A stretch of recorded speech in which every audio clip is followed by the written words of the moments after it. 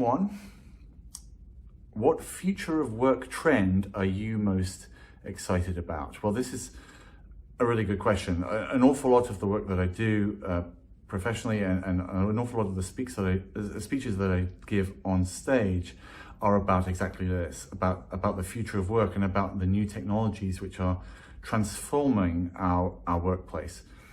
I think the thing that I'm very interested in right now, at the end of 2019, are a whole subset of artificial intelligence tools that we're seeing people use to help with creative work.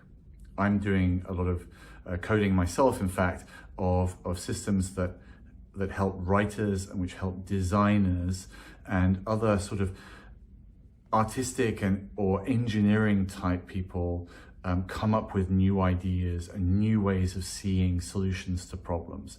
And certainly that's what I'm going to be talking a lot about at the beginning of next year, and launching some products and doing things like that. So it's the use of AI to help creative people and not just finance or other data-driven parts of the business, but to help people think clearly and think more imaginatively. And I think that will be very transformative in an awful lot of knowledge work. And also it produces some really cool stuff, which I could and would very happily show you. Okay, question 2. In 10 years, what one piece of everyday technology do you think will be obsolete?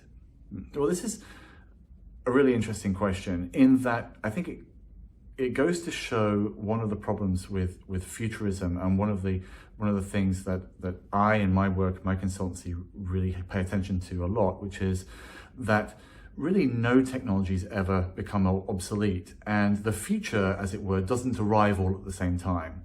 So an awful lot of what I talk about and the way that I work with my consulting clients is to help them understand the pace of change and the way that organizations and the way that businesses or industry verticals, or however you want to put it, the way that those change, which isn't that suddenly something becomes completely obsolete overnight. It's different for different places in the world and so on. But I think from where I am, for example, based in New York, the thing that's going to be rapidly obsolete, maybe not in 10 years, but over the next coming decades, will be vehicles in the inner city.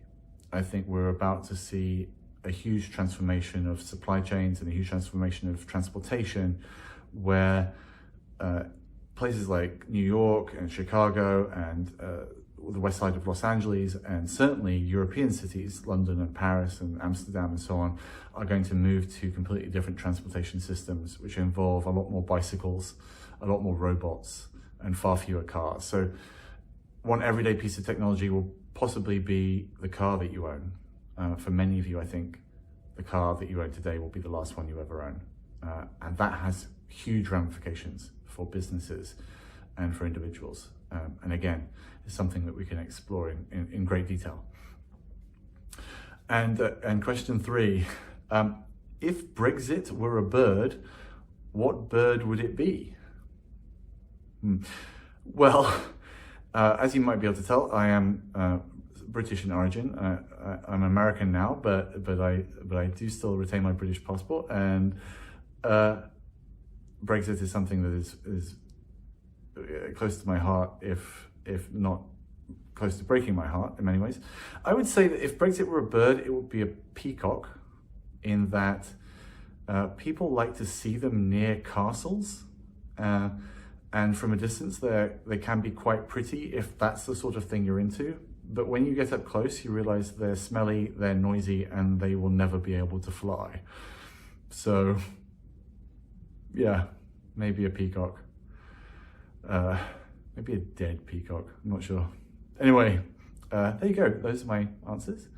And I look forward to meeting you and talking with you about the future and all of the ways that we can work together to help you and your clients understand